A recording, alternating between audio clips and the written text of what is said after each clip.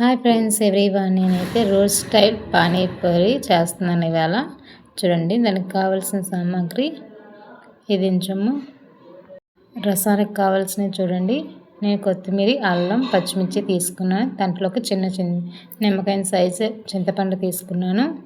ఉల్లిపాయలు, ఉడకబెట్టిన బంగాళదుంపలు, మసాలా కర్రీకి నేనైతే ఇంగ్రీడియంట్స్ అన్నీ మొత్తం పానీపూరి మొత్తం అన్నీ తీసుకున్నాను.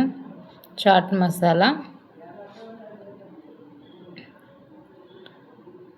మొత్తం ఇవన్నీ కలిపి నేను పేస్ట్ అయితే ఆడుకున్నాను. అల్లం, కొత్తిమీర అన్నీ కలిపి పేస్ట్ అయితే ఆడుకున్నాను.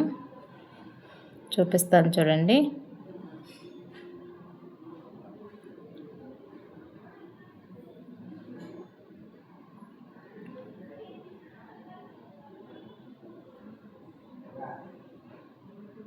చూసారా, నేనైతే పేస్ట్ అయితే ఆడుకున్నాను. అల్లం, పచ్చిమిర్చి, కొత్తిమీర కలిపి పేస్ట్ అయితే వాడాను. దాంట్లోకి ఇప్పుడు చింతపండు నానబెట్టి జ్యూస్లా వేసాను. చూడండి, దాంట్లోకి కావాల్సిన తగినంత సాల్టు,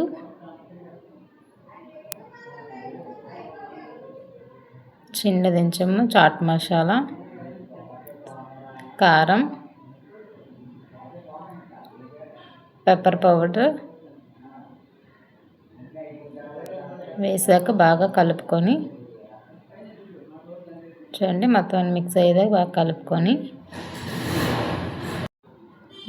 కలుపుకోవాలి. చూడండి, కలుపుకున్నాక బాగా కలుపుకొని పక్కన పెట్టుకుని ఇప్పుడు కర్రీకి చూడండి. ఉడకబెట్టిన బంగాళదుంపలు, అందులోకి సన్నంగా తరుముకున్న ఆనియన్స్,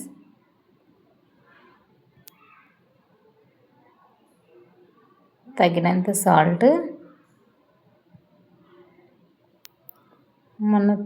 పిల్లలు తిన్నంత కారం, pepper powder and chaat masala. నేనైతే అది మొత్తం మిక్స్ చేసుకుంటున్నాను.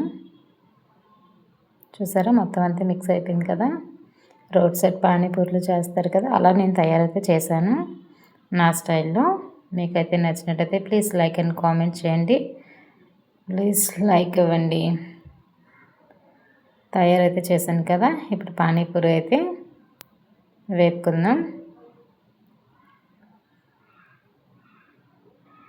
పొయ్యి మీద బాండి పెట్టుకొని ఆయిల్ వేసుకొని ముందుగా వేడి చేసుకుంటున్నాను.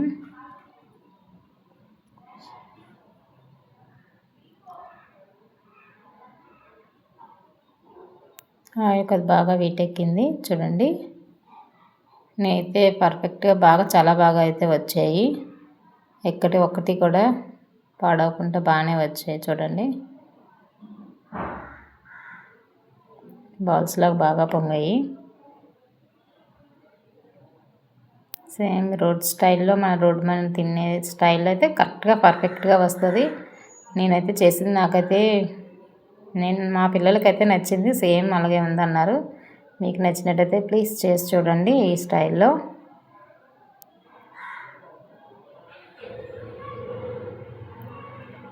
చూడండి, ఎంత బాగా వేగాయో.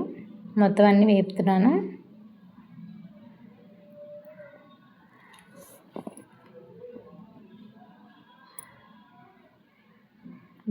ఆయిల్ బాగా మరుగుంటే బాగా పొంగుతాయి. మనం నూనె ఎంత బాగా మరిగితే అంతలా పొంగుతాయి. చూడండి, ఒకటి కూడా మిస్ అవ్వకుండా బాగా పొంగాయి. చూడండి, నా రోడ్డు స్టైల్లో చేసిన పానీపూరి నచ్చినట్టయితే లైక్ ఇవ్వండి. చేసి చూడండి, కామెంట్ చేయండి.